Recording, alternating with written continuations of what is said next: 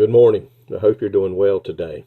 I pray God's blessings be upon you today, and I pray somehow, some way that we will share Jesus Christ with someone today. Be them a Christian already or be a sinner. If they're a Christian already, then we need to encourage one another. And if they're not saved, we need to encourage them to be saved before it's everlasting too late. You know, God knew all the way back in the beginning, because God knows everything. He knows it all, that there would be a battle and a line in the sand between evil and good, between Satan and Jesus. He knew that. And when what happened in the garden went down, when Adam and Eve were tricked by the devil to eat the forbidden fruit, that's when the battle began. And we see that in Genesis chapter 3 and verse 15, how God spoke to the serpent. And he said, I will put an enmity between thee and the woman, and between thy seed and her seed. It shall bruise thy head, and thou shalt bruise his heel.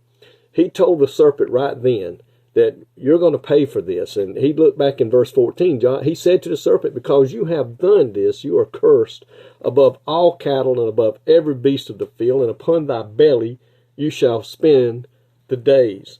And so God drew a line in the sand right here and told him, bud, you're going to pay for this.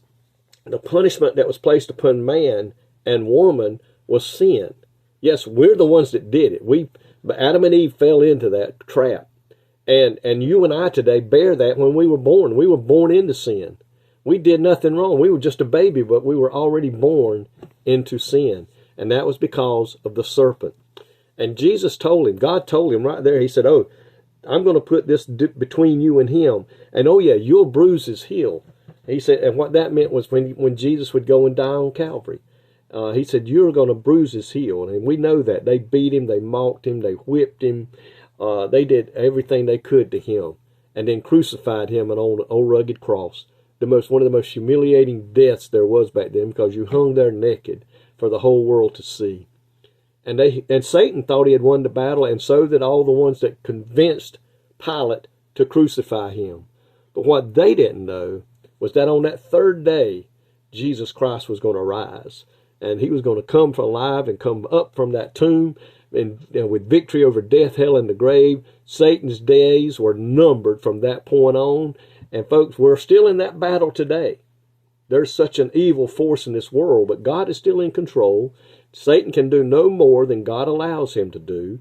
And there is coming a day, and buddy, I believe it is quickly getting here, that Jesus is going to step down out of heaven. He's going to kill the battle at Armageddon. Everybody's going to get wiped out. He's going to come down on the Mount of Olives and put his feet on there. And Satan and the beast and the Antichrist and all of them are going to be thrown into the lake of fire. And he will have the ultimate victory over all this that has gone on all these years.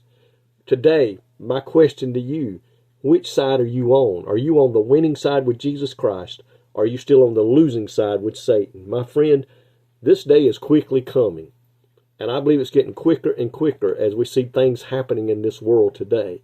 I pray today, be on the winning side. Give your heart and life to Jesus Christ today. He said he stands ready with his arms wide open to receive those who will come forth and confess to be a sinner, confess that they need Jesus Christ, that he is the Son of God, that he was crucified, buried, and rose again from the dead, and now stands at the right hand of the Father, ready to intercede on our behalf. Folks, today, don't turn down the free gift of salvation if you don't know him already today. Lord, thank you for that promise back in the Genesis chapter 3, that there would become a day, that there was going to be a battle, but that Jesus Christ was going to win. And those who are with him are going to win that battle and spend eternity with you and not have to go to hell. God, I pray today, if anyone's watching or listening, God, that don't know you, that they'll come to know you before it's everlasting too late. And they can too spend the eternity in heaven with you. And I pray these things today in your name. Amen. Folks, I pray today, have a great day in the Lord, and we'll talk to you later.